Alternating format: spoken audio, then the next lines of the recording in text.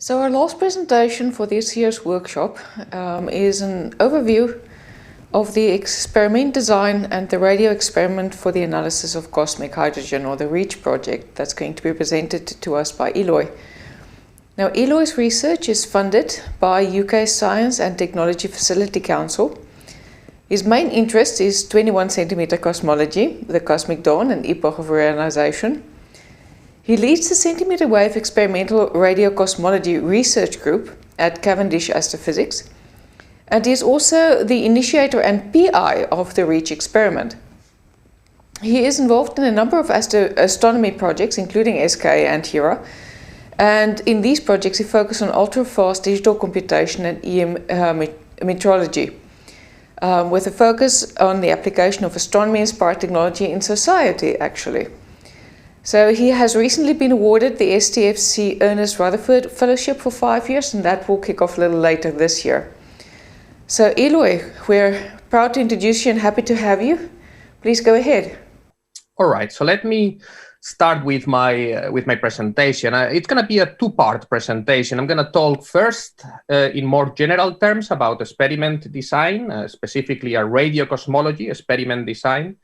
You have heard a lot today about 21 centimeter cosmology, theory, observations using interferometers, the challenge of foregrounds.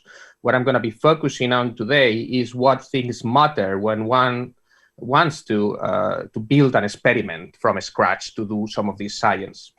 And the second part of my talk will be actually presenting the radio experiment for the analysis of cosmic hydrogen, REACH, which is a particular example of one of these experiments. And I'll tell you a little bit more about who we are, what are we doing, and what is the science we are expecting to extract from our observations.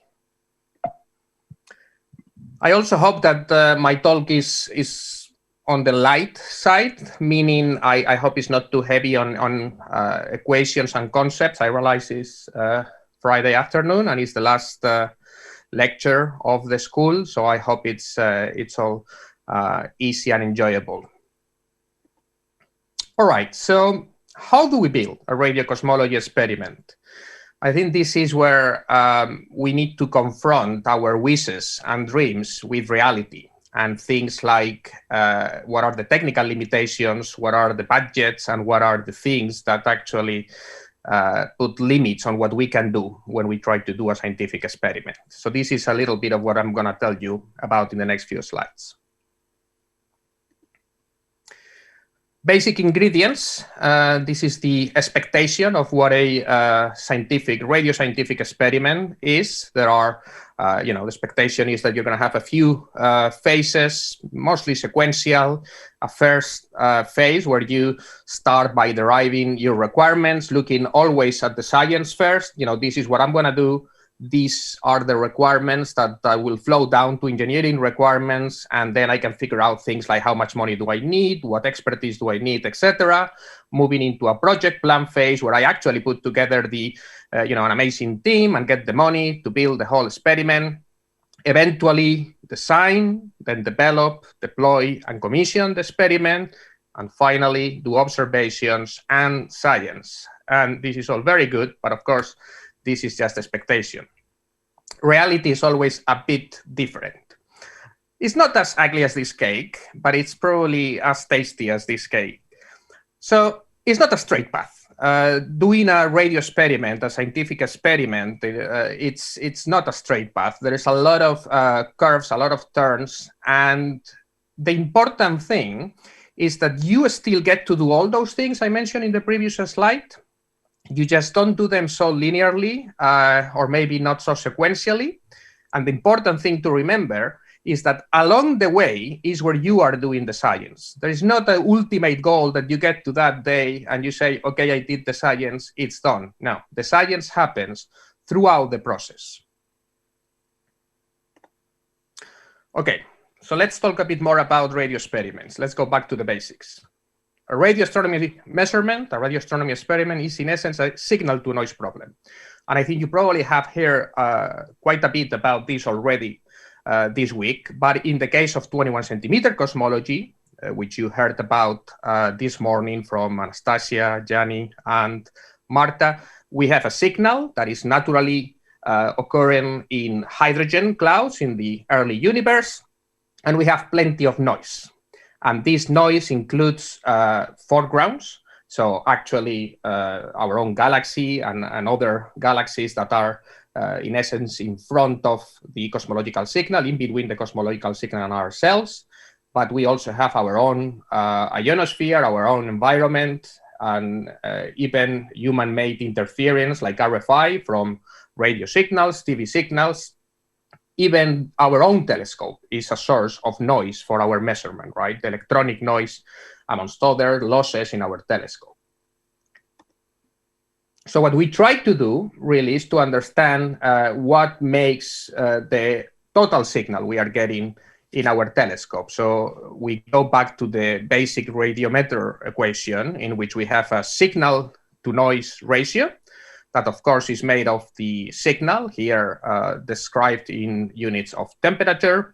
And there is a noise signal, which is a combination of all those noise sources I described before. And what we can see is that almost magically, although obviously it's not magically, is that with the help of more bandwidth and longer integration times, we can increase our sensitivity to the signal and reduce the effect of the noise. So this is the basic radiometer equation that, that dictates how a radiometer works. So what we need to do is to extract the signal from the noise, right? And this noise can be actual additive power from other sources, like the foregrounds, or it can be multiplicative. For example, this disruption and disturbances in power that was already added to our signal previously and to our signal itself, like, for example, the ionosphere. And we have two fundamental options.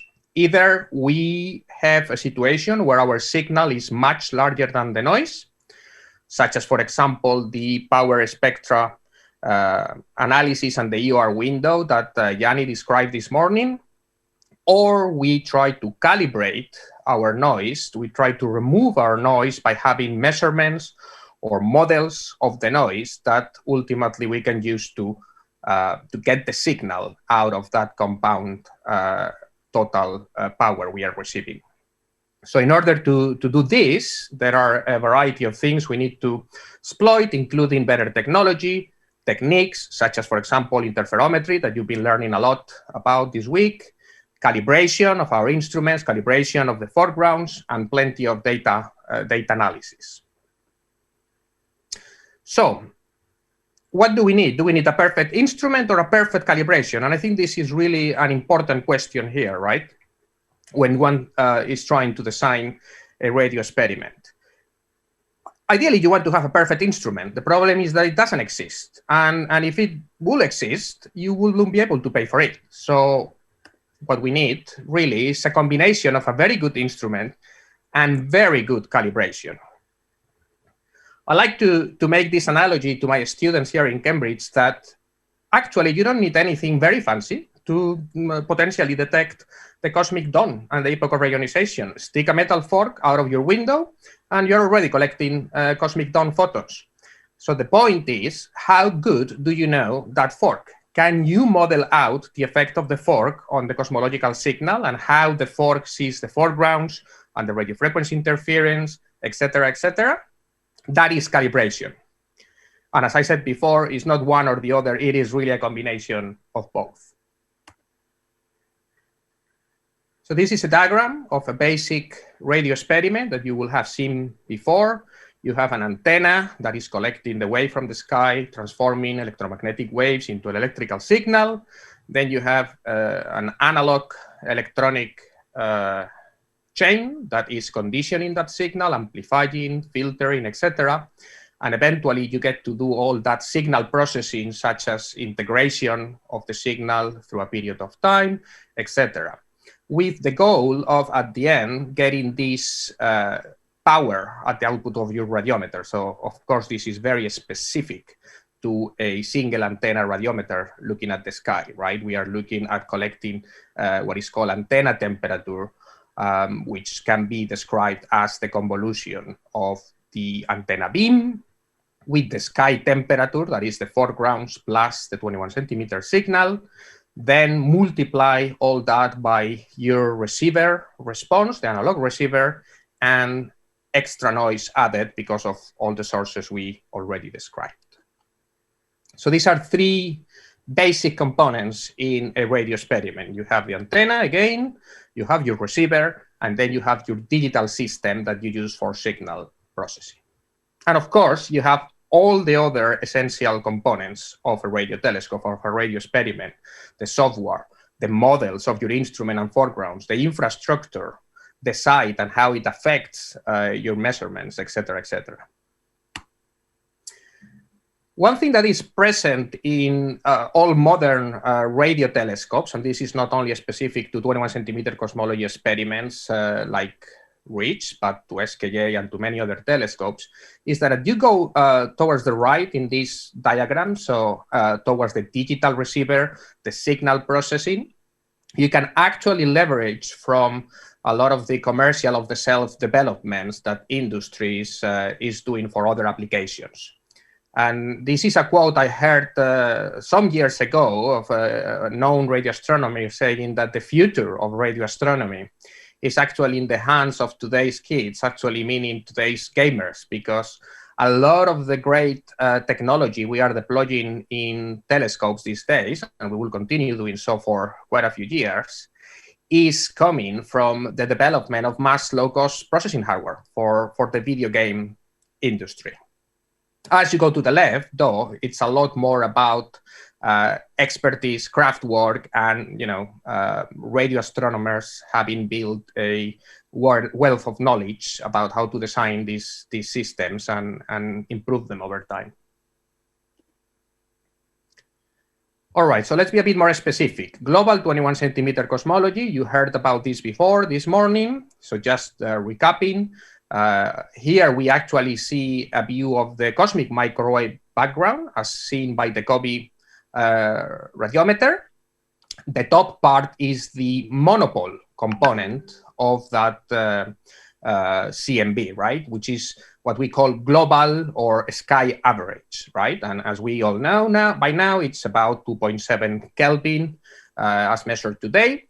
The 21 centimeter signal you heard about this morning is basically this. The global 21 centimeter signal, is a monopole emission, uniform across the sky angles, but it is about 500 to 1,000 times smaller than the CMB. So you can see what is the challenge in detecting this global 21 centimeter signal. So a global 21 centimeter experiment is basically a single antenna looking at the sky, trying to detect that monopole component, that sky average component of the 21 centimeter signal in the presence of foregrounds, in the presence of instrumental noise, etc. I'll not spend much time in these slides because I believe you have heard about the theory of what the 21 centimeter signal is this morning, probably from Anastasia.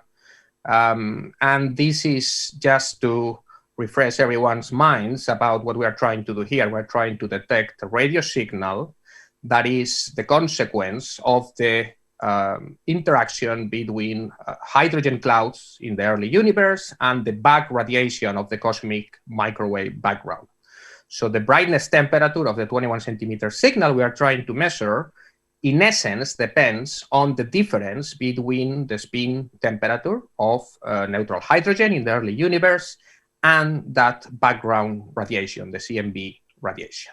And by measuring this brightness temperature, we are expecting to be able to know a lot about the early universe, how the first stars form, how they actually interacted with these hydrogen clouds that are actually where the raw material that formed the first stars heated the universe, reionized the hydrogen clouds, eventually getting us again to a ionized universe in which short wave light could travel freely, and we can see it today with optical telescopes. Learning about these phases through the global 21 centimeter signal can help us actually time when all these things happen, not so much where they happen, not so much learning about local features of this process, but definitely use as a clock to time all this process, which should be able to then inform more detailed observations and images done with, for example, the square kilometer array in the future. And again, you have heard today that there are different ways to do this. One is by using interferometers like LOFAR, NWA, HERA, or the future SKA, where you don't look at this monopole signal, you look at spatial features of the 21 centimeter signal. So you actually have resolution in the sky. You are creating potentially images like you will do with SKA, and you can learn about all those spatial features. Or you can have single antennas where you don't care at all about the resolution in the sky because you're looking at this uniform signal across angle. And reach, you can see the antenna at the top left in the roof of one of the university buildings at Stellenbosch University, is one of these experiments. So how do we go about extracting that signal from the noise in case of a global 21 centimeter cosmology experiment? So the main thing, the main tool we can use is the expected spectral differences between the cosmological signal and the noise, mostly the foregrounds in the sky. You have plenty of contributors to the foregrounds, with the main one being the synchrotron emission from our own galaxy. And what we expect is that these foregrounds are fairly smooth across frequency, while the cosmological signal, owing to those different processes in the early universe, has certain turns across frequency, dips and peaks that hopefully should help us disentangle it from the much brighter, up to 100,000 times brighter foreground signal. All right, so let's go back to the radio cosmology experiment, and let's start with the first one of the three main components, which was the antenna, if you remember. Just to recall everyone, what an antenna does is that it transforms an electromagnetic wave into an electric signal that is conducted in a wire, and vice versa, right? So antennas are very good at being reciprocal devices in which both they can transmit or receive electromagnetic waves with similar properties. So what you see here in this animation is a simple dipole antenna where you have a current, electric current running through the antenna with a plus and a minus. So one of the conductors of the dipole is the plus, then the other is the minus, and they interchange as the time progresses. So as the cycle of the wave is changing, and the acceleration of these the particles in the current, when they run through the dipole arms, is what is producing this electromagnetic wave that then is radiated. For a radio cosmology experiment, of course, we are using the antenna in reception mode.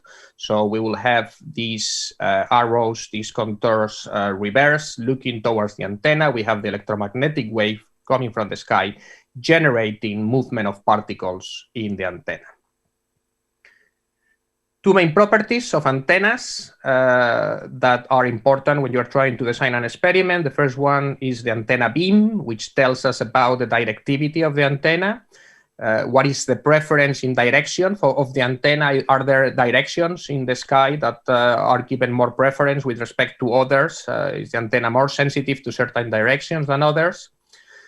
The other one is the antenna impedance, which basically tells us about how easy it's going to be to pass that electric signal to the next device in the chain. The impedance, in essence, is just the ratio between the electric and magnetic field in a wave. But what we care about here is how much power we're going to be able to transfer to an amplifier, to an analog chain, and how much noise are we going to be generating in those devices because of a potential mismatch in which the impedance of the antenna and the impedance of the amplifiers is not identical.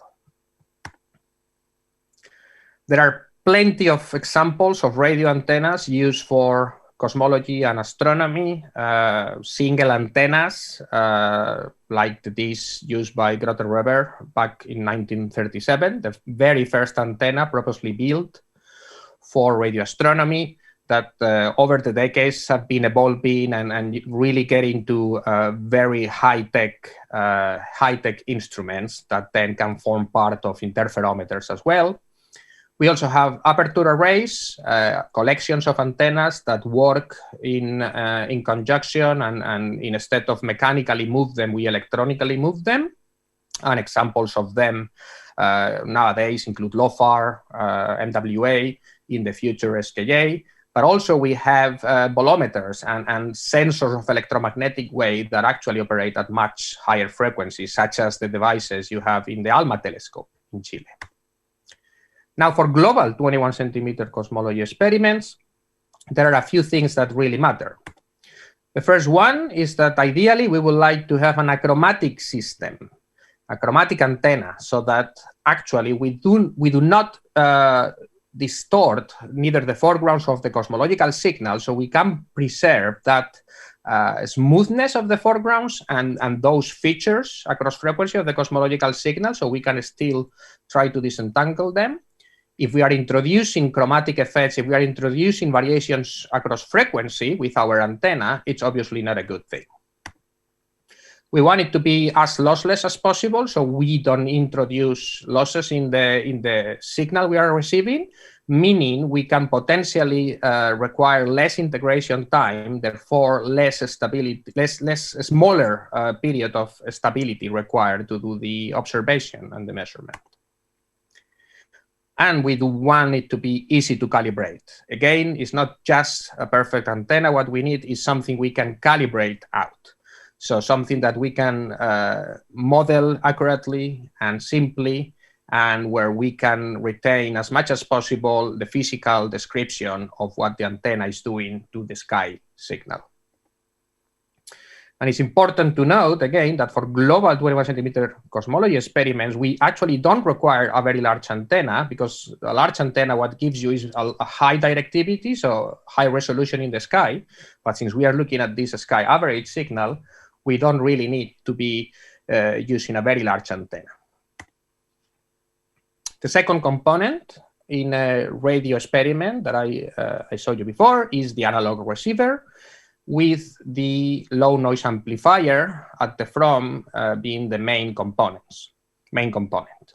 An analog receiver chain performs several functions in a radio experiment, including amplification of the very faint signals you are capturing, filtering so that you can remove unwanted signals that in principle should not be present in your frequency band, but also signal transport, etc., etc. Okay, so let's spend a few minutes talking about the basic form of a amplifier, which is the sort of main component in that analog receiver. An amplifier, as some of you might know, is a semiconductor-based device where you have a junction of different types of semiconductor.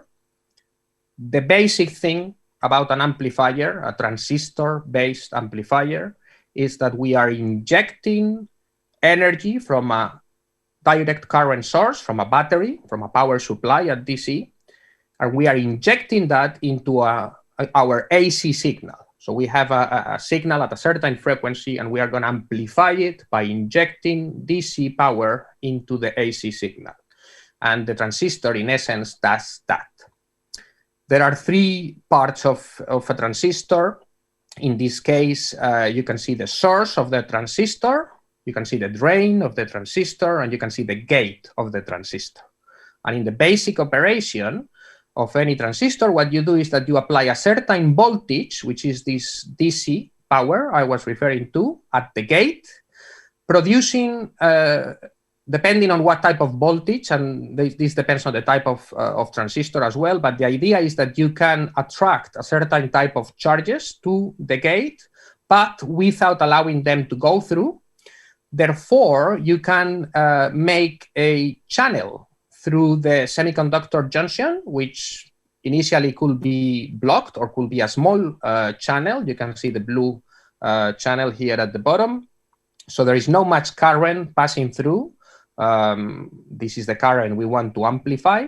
However, if we start increasing that voltage from a negative voltage to a more positive voltage, for example, we start shrinking that channel, shrinking that blockage and increasing the width of the channel, so more charges can pass through, and eventually we can get a lot of current going through. So we are making this amplification of the current by applying a DC voltage in the gate. One of the issues with amplifiers is that this is not a perfect process, and fabrication constraints and limitations mean that a lot of noise can be also added to the signal in doing this amplification. So when we talk again about global 21 centimeter cosmology experiments, there are a few things that matter. Again, we would like the operation of these receiver amplifiers to be as achromatic as possible, but since that is never a perfect process, we will always require some other things. Low noise, so this self-generated noise from the imperfect operation of the amplifiers to be as small as possible. And again, easy to calibrate. And a very particular technique that is used in most global 21 centimeter cosmology experiments is what is called a switch calibrator, in which at the very input of the receiver, you have a switch that you use to calibrate the amplifier, the low noise amplifier, by showing to it different known calibrator sources, a noise source, an attenuator, the antenna impedance, basically trying to record and measure the response of that amplifier to known sources, so that when we look at the antenna, we can remove everything that is introduced by that amplifier. And to finalize with this part, the digital receiver is the last component I was showing you before. There are many things to say about digital receiver, but I will just have a extremely summarized version of what matters for a digital receiver for this type of experiments. The main function of the digital receiver, of course, is first to do a transformation from the analog signal to the digital signal, a signal that can be quantized and can be then analyzed by computers. And then be able to do further signal conditioning, filtering, application of calibration techniques, data selection, and eventually data processing. Of course, this process, especially the analog to digital transformation, can be quite noisy as well. So again, something to keep in mind there. And things we ideally would like to get from these digital receivers include flexibility, meaning we would like to use a platform that is easy to program.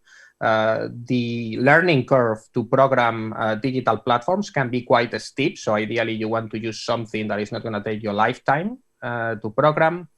Again, low noise and low power, because these devices can be quite power hungry, and you always need to keep that in mind, especially when you are deploying a telescope in some remote location.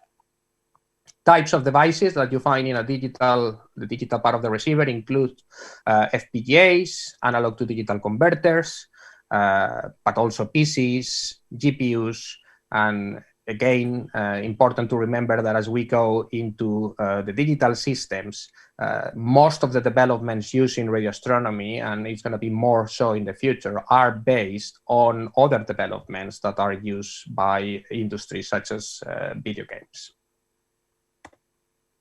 All right, so let me spend the last sort of 15 minutes trying to summarize what REACH is and what we are trying to do different from other experiments. I trust you probably have heard today already about the EDGES experiment detection of 2018, where first potential detection of a radio signal from the cosmic dawn was reported, and is this red profile, that sort of flat Gaussian profile that defy all the physics we knew at the time. So the yellow area is basically the envelope of all the physical models that we knew at the time. So this detection really called for a explanation, right? And there are potential theoretical explanations that as of today, none of them explain everything of that signal, but basically it includes either having a larger background temperature or a colder gas temperature, since what we are looking at is basically the difference between both, right? So if we have a deeper signal, it means that either the background temperature was hotter or the gas temperature was colder. But there is a third explanation, which is that actually this signal is caused by some systematics, some unmodeled noise in your system. We have done reanalysis of that signal. Many crews have done so. And one of the things that have been reported by several groups is that redoing the same data analysis that EDGES did, but constraining things like the foreground models to physical parameters instead of letting them run free to take any value, means that the signal you detect can be quite different. And what you can see here is that the red signal, which is what EDGES detected, is what you get if you allow the models to represent the foregrounds to have any parameters. And the blue line is what you get if you restrict the foreground models to physical, meaningful parameters, right? And you can see that the signal is even deeper at a different frequency, etc. So it sort of tells you that there is something there that needs to be explained. So this is where REACH comes in. So I'd like to summarize here what are the main differences between current experiments like EDGES and REACH. The first one is that the main assumption made in the EDGES experiment and in most current experiments is that the system, the actual instrument, is mostly achromatic. That was the design goal when building this instrument. So it introduces very little disturbances or disruptions across frequency. We do not assume this at all in REACH. Actually, our aim, the main aim of REACH, is to explain the instrument chromaticity, which doesn't necessarily require the instrument to be achromatic, to be smooth with frequency. It can be quite chromatic as long as we can explain it. So what we do is that we have physical models for the three main components of the experiment, the 21 centimeter cosmological signal that you heard a lot about from Anastasia, the foregrounds that you heard a lot about from Marta, and the instrument itself. And then we fit those models in a Bayesian sense, so using statistical metrics to explain those fits, so that we can get a signal at the output of our analysis where we can explain all these different components, right? And that's one of the main differences between REACH and previous experiments. Furthermore, we are using two different antennas, which means we are trying to do this observation individually with the two types of antennas, but also using the fact that these antennas are different and they respond different to the sky signal, try to isolate some of those systematics effects associated with the instrument. We also use a larger frequency band compared to current experiments, especially EDGES, which again, as you remember, a larger frequency band is what might help us disentangle the cosmological signal from the foregrounds. Current experiments have restricted the frequency band to smaller bands because it is the easiest way to get a achromatic system, as a system that is smooth with frequency. Since REACH doesn't need that, since REACH is actually trying to explain those chromatic effects, we can actually live with a larger bandwidth that also helps us in disentangling the cosmological signal and the foregrounds. And the final thing is that most experiments, current experiments, use lab-based calibration. They measure and model and characterize the components of the instrument in a lab environment and use those models then to calibrate. While in REACH, we do everything in the field. We have measurement systems like vector network analyzers embedded in our receivers that are constantly, during the observation, measuring all the different components of the receiver. In summary, we expect to do great with REACH, of course, but what you see here is some of the more quantified expectations. It's a bit too long to go through this plot in detail, but what it basically shows is the different cosmological parameters that Anastasia described to you this morning, and how good we think we can constrain their values with a simulated observation with REACH. And here, for example, what you can see is that depending on the noise we estimate we will have in the REACH instrument, either 250 millikelvin, 25 millikelvin, or 5 millikelvin, how good we can constrain parameters for him. For example, the optical depth, we think we can constrain it quite well to values that are meaningful already with a noise of about 25 millikelvin, which is what we expect to be realistic.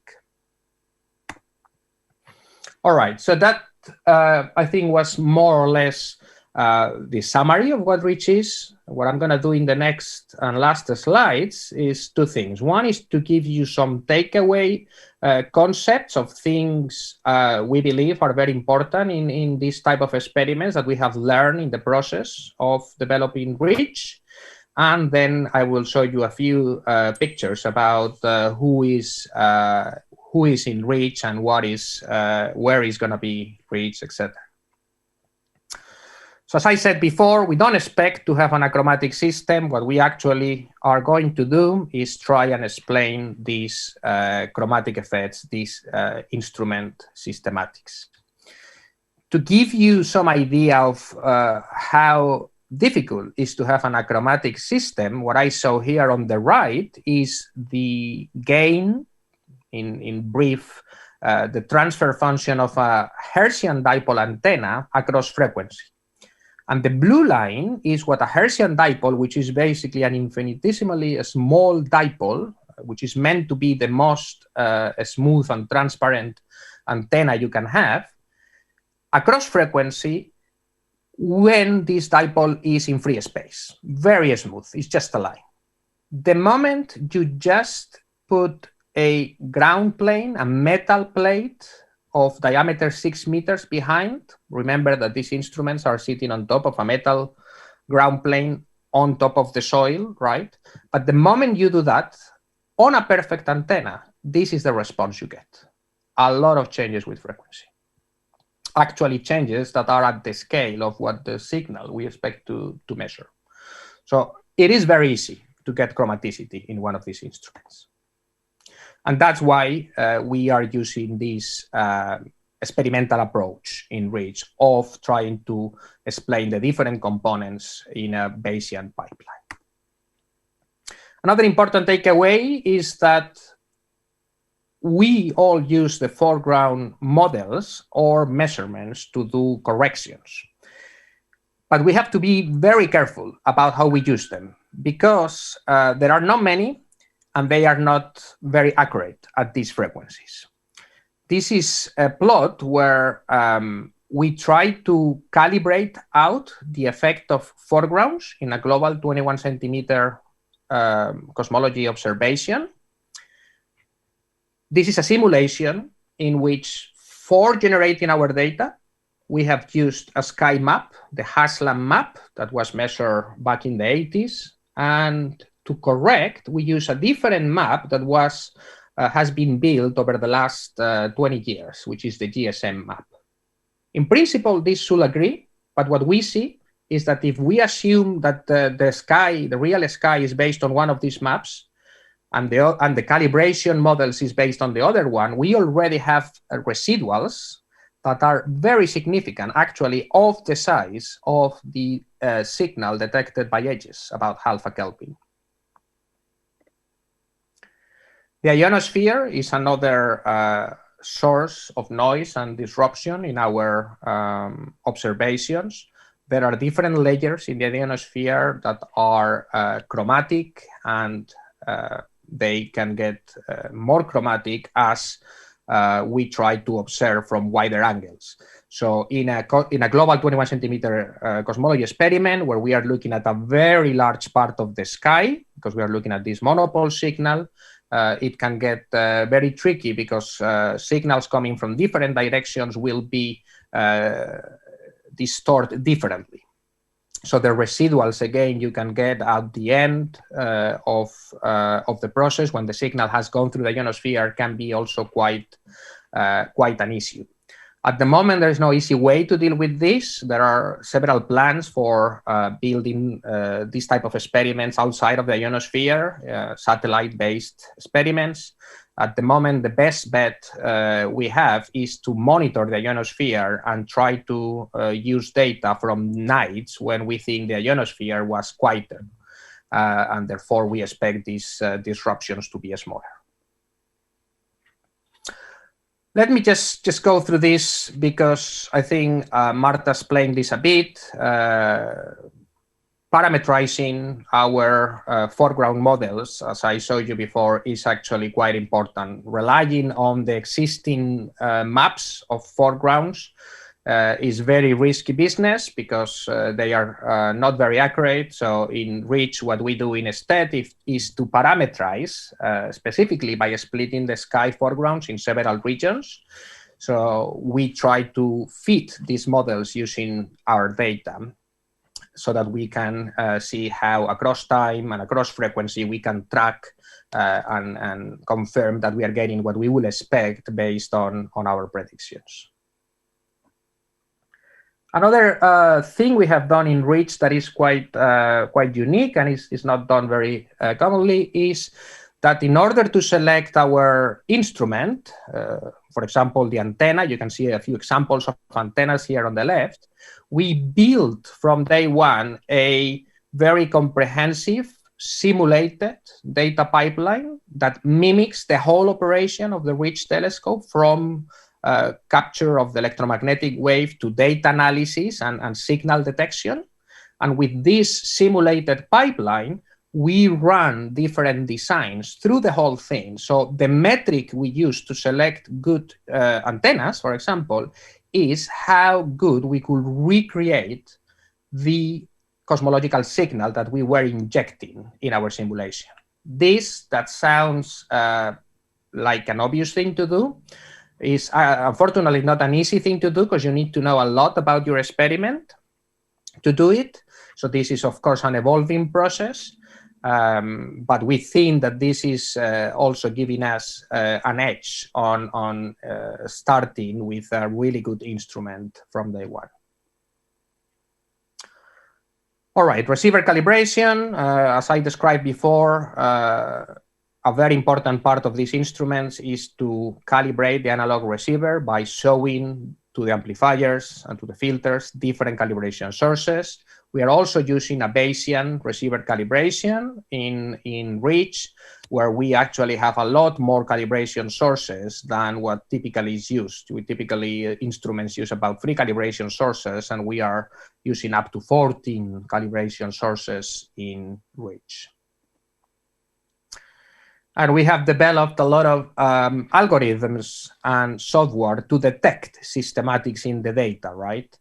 Things like maximally smooth functions that are suited to model things like the foregrounds, expected to be very smooth across frequency. So any residual after doing a fit with a maximally smooth function should be either a cosmological signal or a systematic.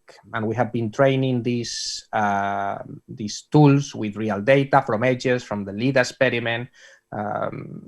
You can see here on the right how we see the potential presence of systematics like sinusoidal waves or damp sinusoidal waves in that data, which are the things sometimes you expect in these experiments because of, for example, reflections in cables, reflections in the antenna, etc.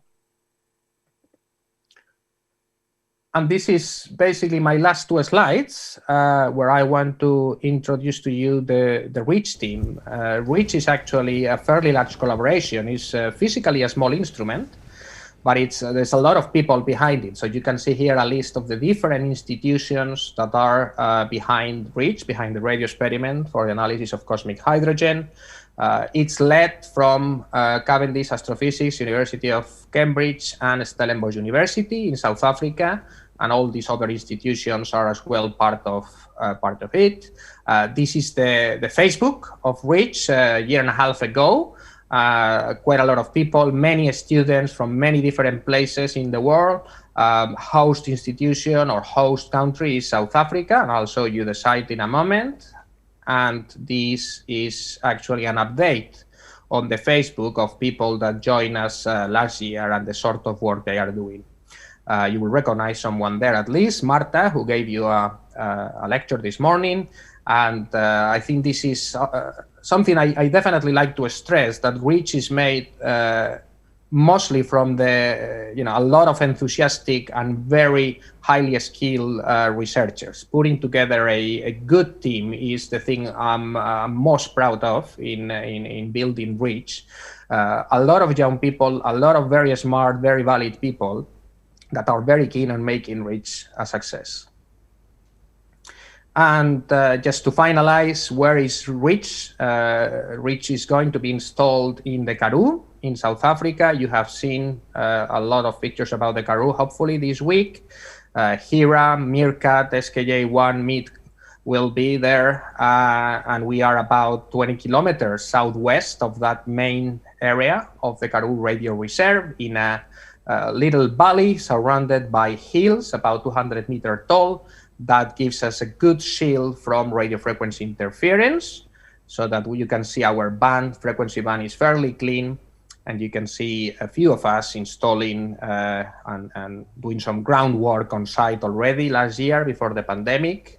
We very much hope that we are allowed to go back there soon and continue the installation of REACH, which we very much hope will be helping us to get real data from the experiment as early as first quarter of next year.